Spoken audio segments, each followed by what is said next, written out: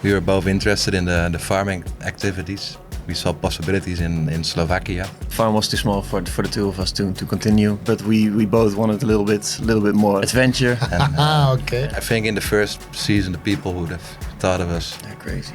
crazy. But I think that's a nice thing we have. Of course, we are like two brothers, and then I think this goes really naturally. I wouldn't have done this alone. That's not. Okay. I would not have survived. Hello, everybody. We are here on the Agritechnica booth of HORSCH. I have two very interesting guests with me. It's the Schutter brothers. They are from the Netherlands and have a farm in Slovakia. And I like to welcome Rick and Thank you. Thijs. Thank you, Jens. Yeah, it's a pleasure to have you here and talk about your way to Slovakia. And I'm interested to know what was the reason that you sold your farm at home and start hundreds, thousands kilometers away to farm. Please introduce yourself. Start here. We are Rick and Thijs de Schutter. My name is Thijs. We grew up on a farm in the Netherlands with our parents, and our father grew there crops like potatoes and onions, sugar beets, and grain. We were both interested in the farming activities, and we decided to move the farm to have a bigger scale, and we saw possibilities in Slovakia. Why you decided to sell it? Was the farm too small for two brothers, or what was the reason? Yeah, farm was too small for the two of us to continue, and land prices are very, very expensive in that particular area, even more than average in the Netherlands. Mm-hmm. And expanding is possible. You have to, be a little bit lucky to be able to buy some extra fields, and then, what we needed is maybe an expansion of like double the size of the farm, and that would have been like really hard financially, and then also like even possibilities. Mm-hmm. And we always have been working like abroad. We enjoyed it a lot, and that's also how we came in Slovakia one day, and came back home quite positively surprised. So it means you have done your education, you was ready to grow your own farm, and you made the experience or get the result. It makes no sense at home. So you start as brothers looking for a future together, or was it random that you found something to do? No, we had we wanted to make some plans, like how to continue for the future. Yeah. So one of the options was staying in the Netherlands, but we both wanted a little bit more. How you say this? Like Adventure. And, okay, cool. Some challenge. Yeah. Just.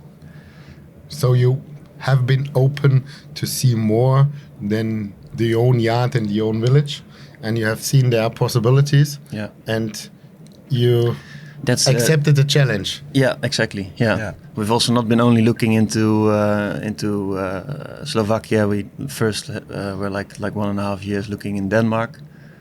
Okay. In Denmark, for us, we wanted to continue with like potatoes and onions. In Denmark, it's possible. Yeah. But like lands are also already quite expensive, and then land quality is not always as good. You have a lot of stones there, and then climate is also more wet, even more wet than in the Netherlands, I think. So we started to look more east, more south, and then that's how we came in Slovakia in the end.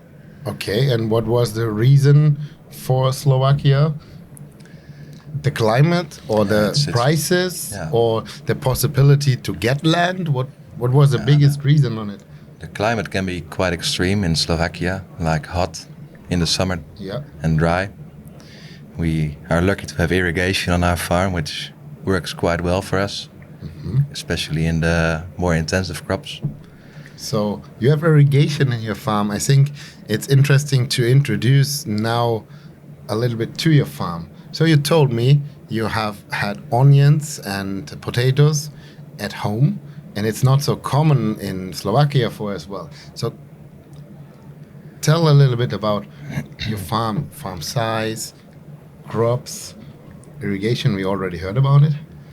Yeah. How big is the farm in Slovakia? The farm is about 1,200 hectares. Okay. And- Which crops? Yeah, we grow like cereal crops. So it's like rapeseed, wheat, durum wheat mainly. Uh-huh. Corn, silage corn, because we also operate biogas. Okay. Seed multiplication for corn. And then potatoes and onions. So you brought the potatoes and onions from the Netherlands, the idea, or was it done already on this farm? It was already being done on this farm in the past. And yeah. was this a reason for you to buy this one? Yeah, the main reason to buy this farm was that we also had like the rights for irrigation in the whole area Okay. for another 40 years, I think. So that Whoa. was Okay. very interesting. Makes sense, yeah. Yeah. Okay. And then also soil type. That was also. Yeah. It's like the western part of Slovakia. I think it's about 45 minutes from Bratislava. Okay. And yeah, how do we describe the soil? Yeah, It goes the soil from goes from very, very heavy. heavy clay, and we also have this black soil, this Chernozem, and then we also have like sandy loam, which holds moisture really well and is really nice to work on. Works easily. But heavy clay, it's not a problem for a Dutch farmer, isn't it? It can be. It's a topic you know. It can be challenging. Can be Yeah, challenging. yeah. It's heavier than we are used to, and we Okay. do it for. We are working there now for 4 years, and it still sometimes gives us some good challenges. It doesn't let itself work as nice as we would hope sometimes. Yeah. So I think it's an interesting question to talk about it. If you leave your home region, where you know the soil, when you know the climate, where your parents or grandparents know it, and you have experience, so is it difficult to start grow crops far away from the region you are familiar with? It's a big learning curve. Okay. Yeah, yeah. Like the first year, first season, we were lucky to also be supported by the previous owner a little bit in the beginning, to get into contact with to buy like chemicals or diesel or machines or. So that was really helpful, but then still, yeah, you're in a different country, different culture, with people you don't know well. People also are a little bit scared because like new owners from foreign country. What's going to happen with us? Are we able to continue our job or not? So yeah, this first year I would say that was really challenging and hard. Does it changed? You told us 4 years. Yeah, we are getting along easier. We know more or less better what to expect in terms of weather, and also in like planning of the work and which people can do what job best, and who do you need to call for this and who do you need to call for that. It took a couple of years to find out, but meanwhile we find our way quite well over there, I believe. And also working together with like the people. It's also changed a lot when you get to know each other a little bit better, and people know that you're not want to like fire them, or you want to keep them like in a company, and maybe we try to even make it more like a family feeling inside the company. This is an interesting topic.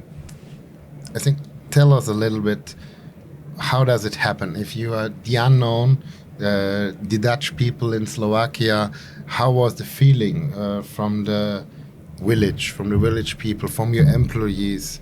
What was your challenge to get there and to come into the community? I think we had to prove ourselves a little bit in the first year, especially. So we had some other ideas and how it went in the past over there, and some like growing strategies maybe, and then fertilizing and spraying strategy. We more or less different workflow than they have known. Yeah, we sort of try to Dutchify it a little bit. So explain Dutchified? What's behind it? We try to work efficiently, and we try to harvest as much as possible from a field. We plant our seed, and I don't know. In my opinion, in the past, it was everybody worked a little bit easier and not as. So it means you was full with power, and you like to grow the farm. You like to optimize the farm, and made a better output for everyone, not just for you, so also for your employees. Yeah. How many employees do you have? If altogether it's like 13 people who are hired, and then we have 4 self-employed. Self-employed. Yeah. And how many was hired there before? We came short of 40 when we came. Some people left because they could find like a better job somewhere else. Okay. They was retired as well. Yeah, there was this new regulation that you could go on like retirement early. Yeah. Okay, you retire earlier. So there were also 4 or 5 left. More, I think. Mm-hmm. Yeah. So that's maybe our luck that we were able to do it with a lower amount of people, but didn't have to send them away, because I think if you send away more people, then like people can also come back. But I think nowadays on our farm we do all the work, and even more than what happened in the past, with less people. So people have more work to do. So the work. Why they do have more work? Because of the different crops, or bigger yields? What is the reason for more work now? We started the onions. It was not done in the past. Yeah. So that's like an extra. Yeah. And we are almost. We are more than 20 people less working on the farm now. So every individual has to do more work than was done in the past. So what is in your point of view, what was the bigger challenge to grow crops in a different type of soil and climate, or to run a farm with a different mentality of people? The second. 100%. Yeah. Okay. So if you're a good farmer, you can grow crops everywhere, but doesn't mean that a good farmer is also a good manager, or? I think as a farmer you have to be, if you work together with a lot of people, you also have to manage well. But I think if like the farming side goes well, like if you have like nice soils, if you have the rain in time, if you have the right chemicals and like fertilizers, then the farming it will just work. It will just go. But then like it's really important like how to work with the people to really do the works in time, choose the right moments, get the guys motivated to work a few hours extra in the evenings or in the weekends to get something done before rain. Yeah. Get the spraying moments right. Yeah. Timed. Are you two guys split it in task areas? So is one the human resource manager and one the crop manager, or does every one of you do the same? We discuss everything together. Yeah. And I think make the decisions together. Yeah. Okay. But to run the farm, have you some special topics, and you, or who is the responsible for the employees, or how do you split it in management? I think in the beginning we both did a little bit of everything. Okay. And I think now, since the last year, it's a little bit more changing to me being more in the office. Yeah. And Thijs being more managing on the yard with the people. Okay. And the fields. So that's how it's now. And you learned it by doing it, by mistakes, or figured out which topic fits better to you or to you? It goes naturally. Yeah, I think as two brothers, you have, we have the same goals, and we do our best. And we had our first growing season we had the rain in time, and we did our best to do everything as neat as possible. Mm-hmm. And we had a very good result, and it also motivated the people, because that was our first year, and we didn't really know the people, and personally not at all. And I think in the first season the people would have thought of us, they're crazy. Yeah. But I think that's the nice thing we have. Of course, we are like two brothers, and then I think this goes really naturally. Yeah. like that you just move. So together you are strong and you have Yeah. double ideas than only one, and it's easier to grow a business like this together. Yeah, I wouldn't have done this alone. That's not. Okay. I would not have survived. So let's talk a little bit about farming itself. So you have a lot of crops on the farm, and you told us that you put special crops there. Can you tell us a little bit about the ideas, why you did it, why you brought onions to the farm, for example? Well, we had this experience growing onions, and it also had been tried in the past with like changing results. Mm-hmm. So they quit, I think 10 years ago or a little bit more. So And was we, the infrastructure of it on the farm? Yeah, so there was storage was ready, Okay. and also like the seeder was there already, and it was as good as new. And it was actually your idea to start the onions, and we did a little test the first year with a really good, Result? yeah. Okay, cool. And then we expanded the onion part. We did it ourselves completely the first year. It was a small plot. We put some irrigation there, and it was like really easy to manage, close to the farm. Drive by it every day, see the crop growing every day. And the second year we scaled up like 8 times more, I think, than the test. Yeah. And what about growing onions? How you sell it? Can you deliver it somewhere to a warehouse, or do you do it everything on your own? So we were used from the Netherlands that like you have a lot of like packing companies to say it like this. So it's really easy to sell just as bulk from the storage. Yep. But that's different in Slovakia. Because there's found out. no infrastructure behind. No. Yeah. So we had to find like connections, companies who are willing to buy the onions from you and then pack it and then buy it to the supermarkets. But that also brought us new opportunities. So we are now starting like our own packing company area in the yard. From the seed to the... So from next year we really can like grow, pack it and then sell it directly to the supermarket. So directly, more or less, to the end customer. Yeah. Okay. Yeah. Is it with the potatoes the same? It will be also for potatoes, yeah. Most, like 80% of the potatoes we grow are for industry, French fry. Mm-hmm. They go to Austria and Poland. Mm-hmm. And then the 20% will be like table potatoes. So they will stay in Slovakia, they will be for the local market. And then in the future we will see how we're going to, if we're going to do more table or more industry.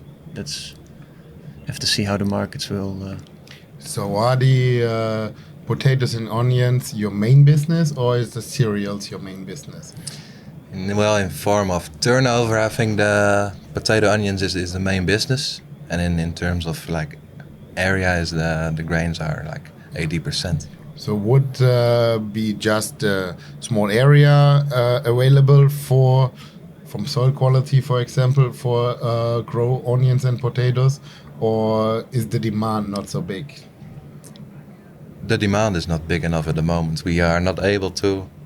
We could grow more easily, Yeah, but okay. also we have to invest in more storage then, which is possible, but and you need to find the destination for the onions. Yeah, the customers, yeah. And yeah. So for you, it's a new world. So you have different mentalities, and I think every mentality is correct.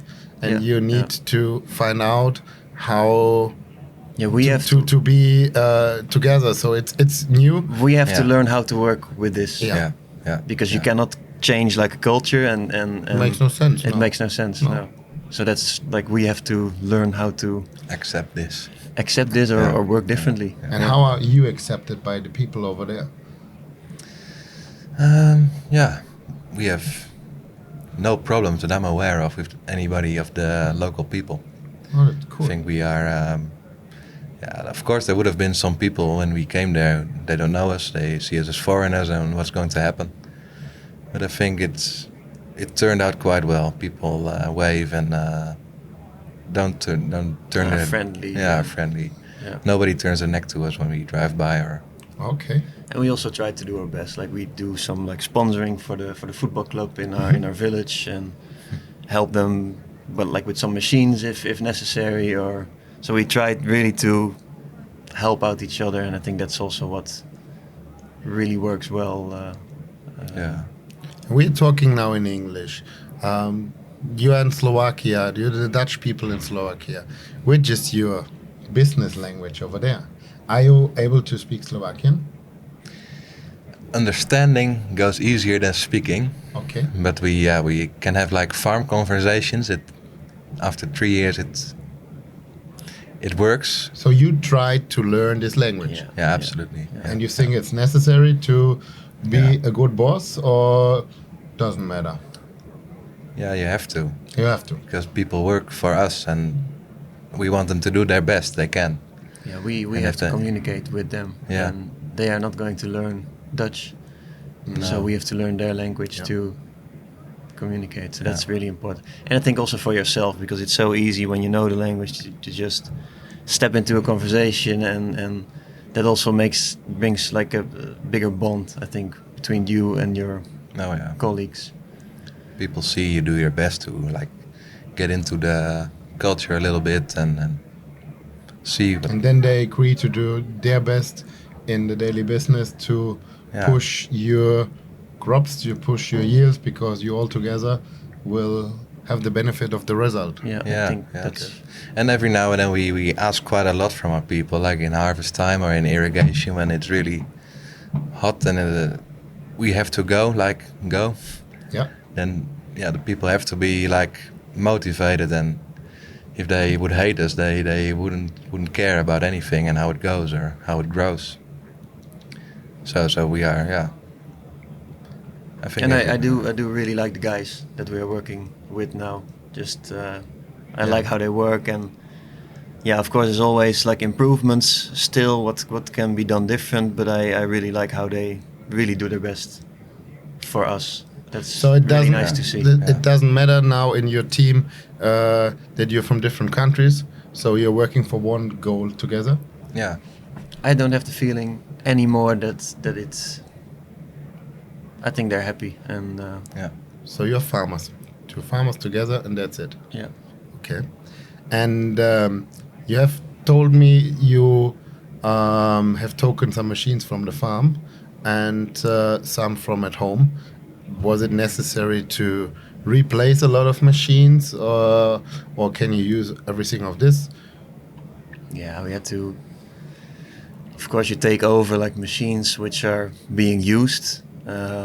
Most of the time, when you really start using the machines, you find out like all other issues that you didn't see before. So we found out that we took over like a lot of machines from the previous owner, which were completely Worn out. worn out. So we had to do a lot of investments into like new equipment to be able to do the works. And so to improve the power as well, Yeah, Yeah. yeah. and And efficiency. and efficiency. And did you put new systems to the farm, or did you just replace the broken machine with the same type of machine with a new one, or did you do some changes in it? Yeah. We mostly modernized, but like firmly modernized. So we went from like near to scrap to like high-end machines. That's But the way stay the same in the, for example, with a seeder. Is it the same system you did before, or did you change something in the system, maybe to direct seeding or something else? yeah. We run the HORSCH Avatar Okay. since this year, and it works really well for us. This machine we mainly don't use really for no-till, but like we Prepared still do stuff. tillage, and then we can see it everywhere with this. So one of your improvements for higher efficiency, you told us, is to have a more modern seeder and a new system Yeah, to have improvements. yeah.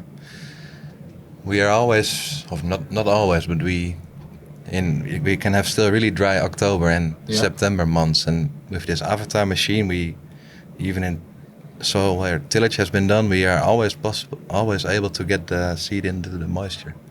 because it can seep very deep, very easily, and the capacity is like endless.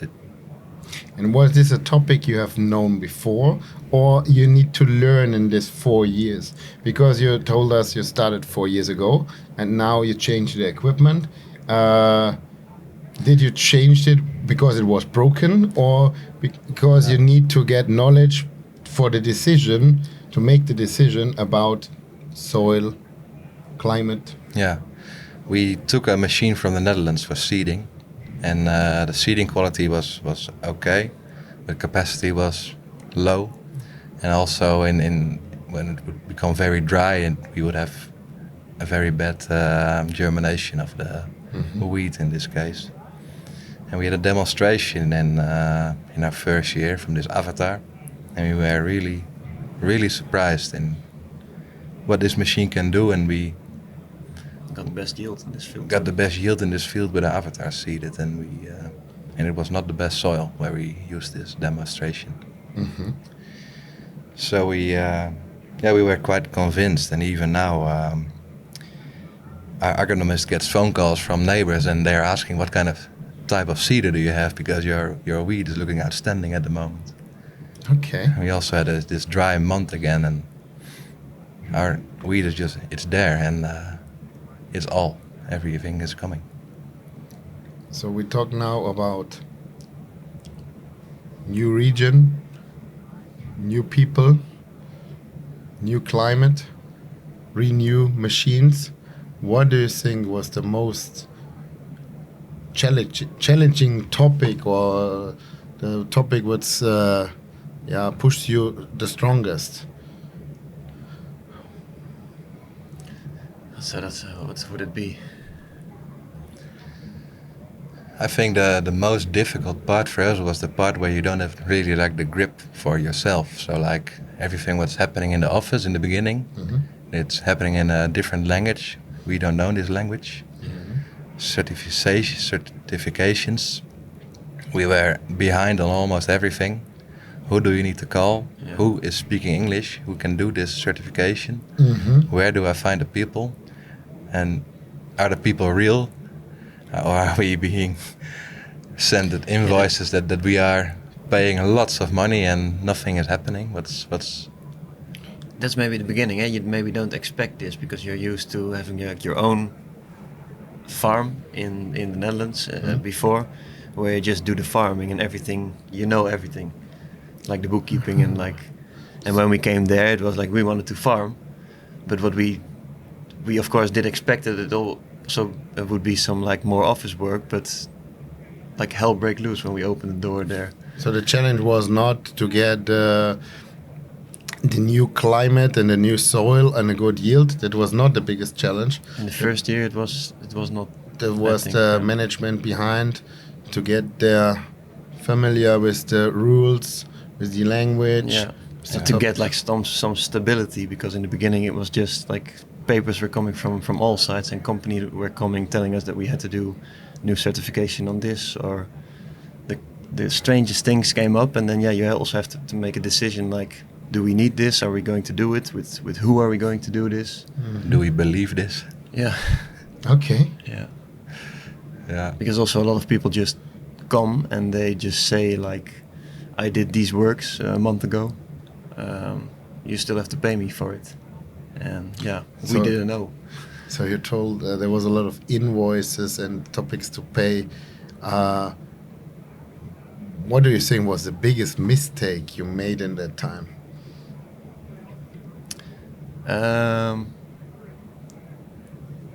I think if I would do it again, I would be more strict and direct in this. Just believe in yourself and just say, this is the way how we're going to do it. You are not going to be paid because I don't believe what you did. Just be strict and then move on, and not stay in this circle trying to be nice. No. Because people are just trying to get something from you. They were trying. Yeah. You said, if I would.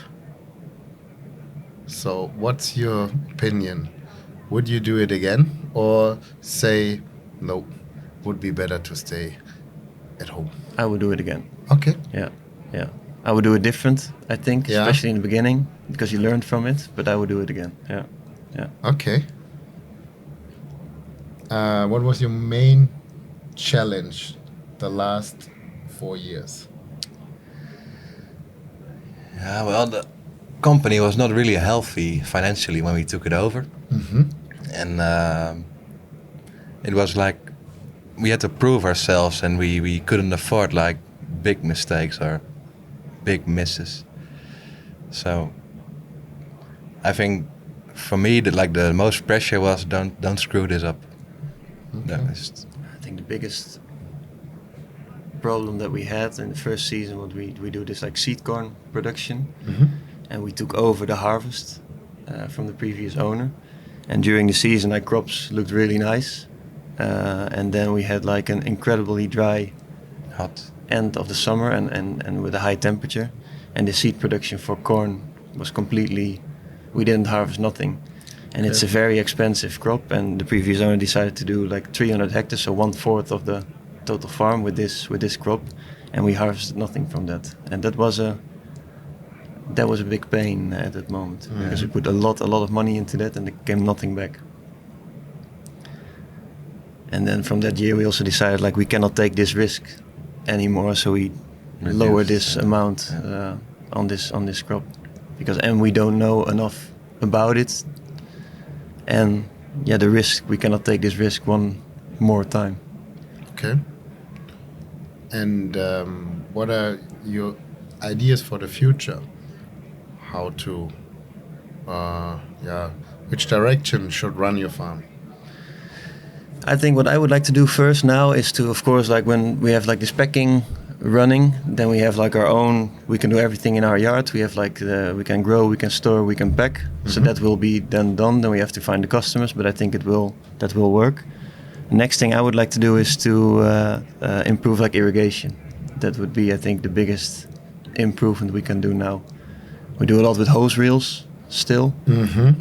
I would like to install more pivots, because you need way less people. Like the way of irrigating is much nicer than with hose reels. So here everything is of optimization of efficiency. Yeah. Yeah. Okay. Yeah. So it's in every part of your farm. It's to have more efficiency. This is your biggest task area at the moment. Did I understood it right? Yeah. Yeah, and to be able to do it with less people, and not that we don't want like the 15 people I just talked about, but people are getting. It's about making lives easier and results better. Yeah. Okay. Yeah. Yeah. What will you grow more?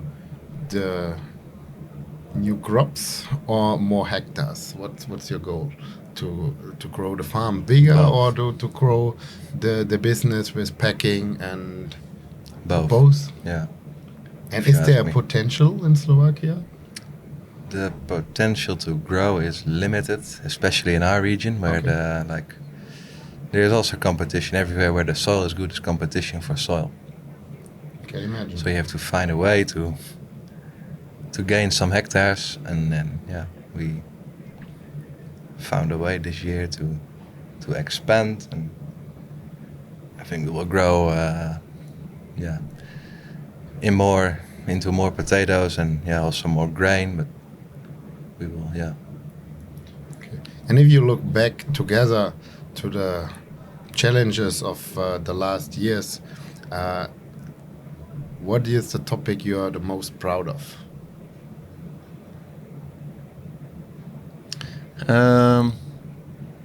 I don't know, to just see that something works, that like people are happy that the crop that you harvest is looking nice or has like I said, a good quality.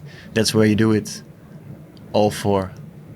In the end, I think that's what makes me happy to. So you are farmers with passion? Yeah, I think it you is. can say, I think you can call it. Yeah. Yeah. Okay.